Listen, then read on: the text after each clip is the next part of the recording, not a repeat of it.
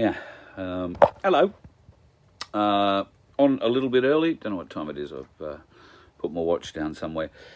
God, last few days been flat out. Hope if you had a long weekend you enjoyed it. If you were safe on the roads, all the better, and I'm glad you got home safely for it. There won't be a normal show tonight. I'm just going to do this. Just got to tell you, I've been going since 5:30 this morning.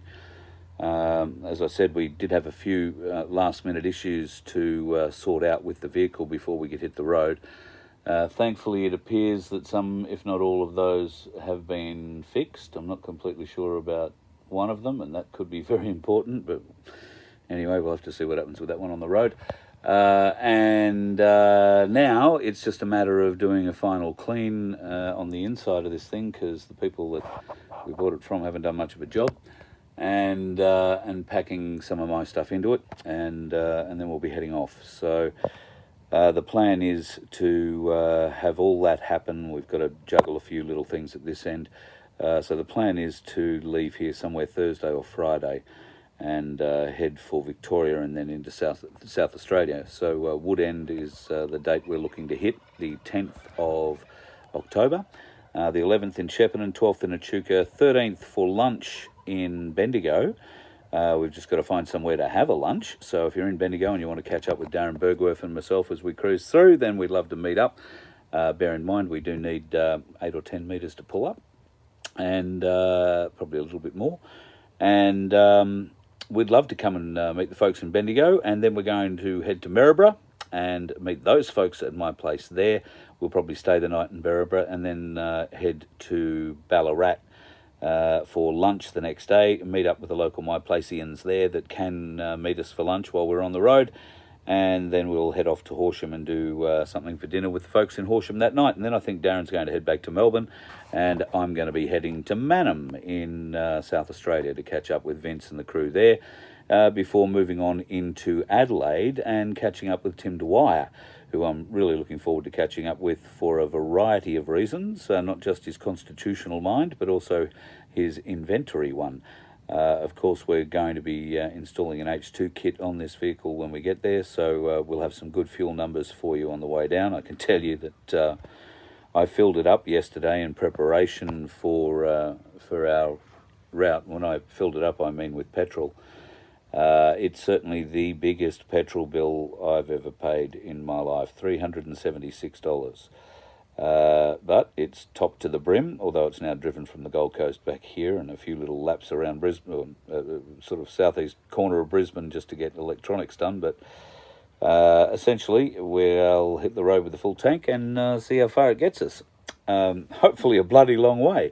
And then we'll throw the LPG on top and all good. We should do okay. We're hoping to get somewhere between, 18 on a good day, 20 as an average, maybe 22 kilometres per 100 k's.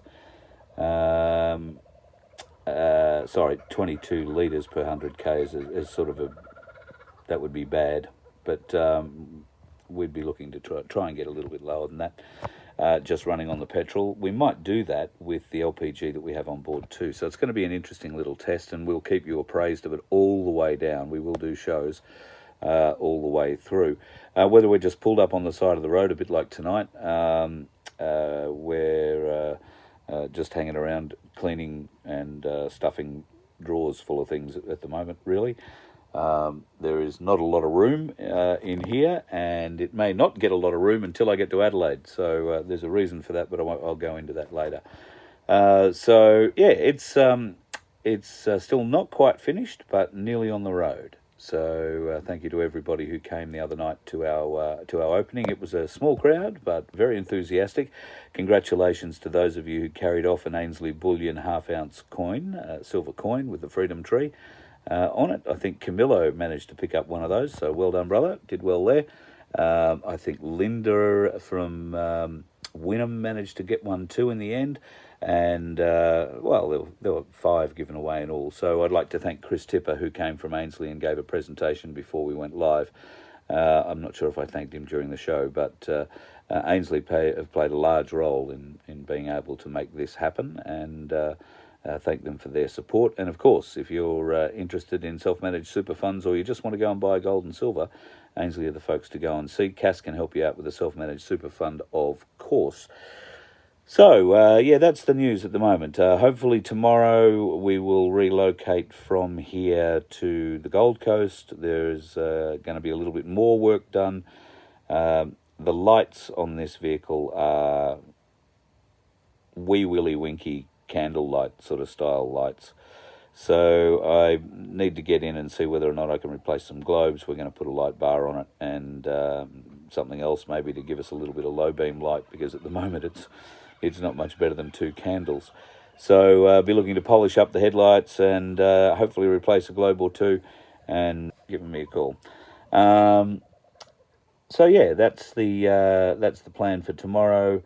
All things being equal and perfect in a beautiful world, that'd mean we get away Thursday rather than Thursday night. With interruption factor, it might mean we get away Thursday night, Friday morning. Not sure, but we will be getting away. So thank you everybody for your support.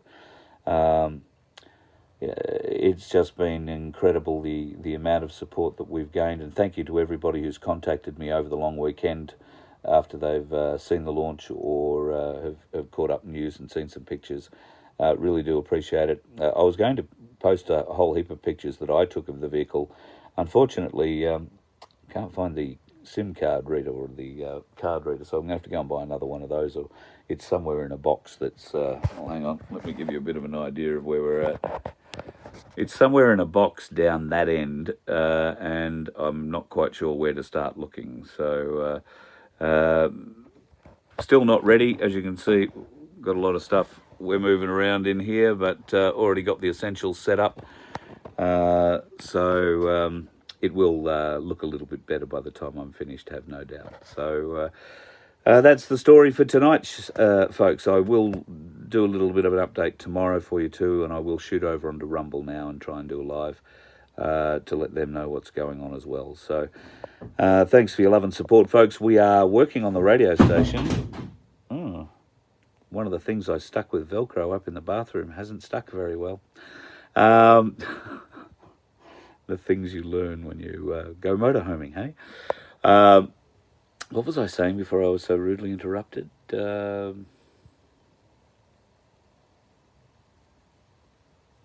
Can't remember. Anyway, can't have been too bad. Yeah, I'll shoot over to Rumble and see if I can leave those guys a note as well. Tomorrow, yes, tomorrow. I will do a little bit of a live. There is a few interesting things going on, and you may see me on the tools tomorrow, and I'm not talking about a microphone. I'm talking about real tools. There will be power involved. That's... Well, I'm going to wear rubber gloves. I think that's probably the best bet. Otherwise, knowing my luck, God knows what's going to happen to me.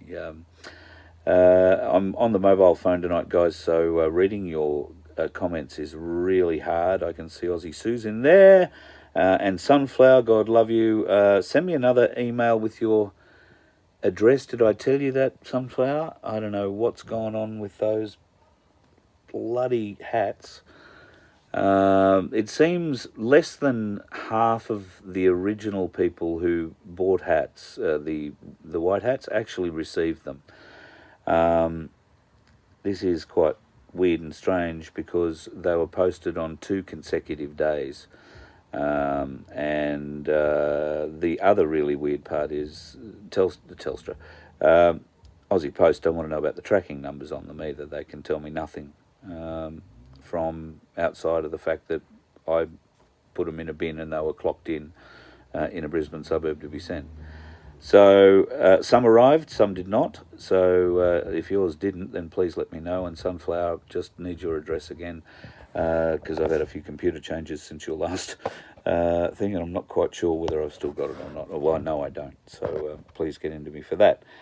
Oh, yes, you did, and yes, you did. All right, I'll have to go through and have another look and see if I can find it. Other things being said back in the chat. I haven't really heard too much more about what's going on out in the other side of the world at the moment, other than Donald Trump was in court today in America, in New York City. He came out a very happy man after being pretty unhappy for most of what went on for the day. Apparently the last 5 minutes, the judge essentially agreed that the statute of limitations applies to 80% of the charges that they brought against Trump. And how they're going to progress forward with that, the New York Department of Prosecutions is remaining to be seen, but the judge has essentially ruled that statute of limitations is passed.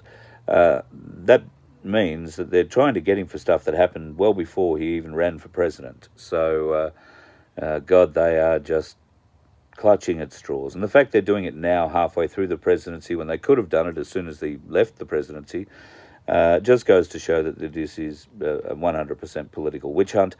I think Trump must be just shaking his head and smiling quietly.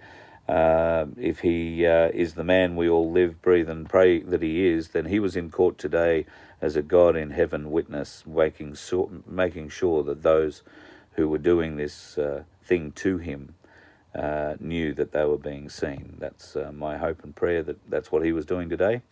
And that should be what you say if you ever have to go into a court and stand up for yourself. The first words out of your mouth should be, I stand here as a witness to God in heaven.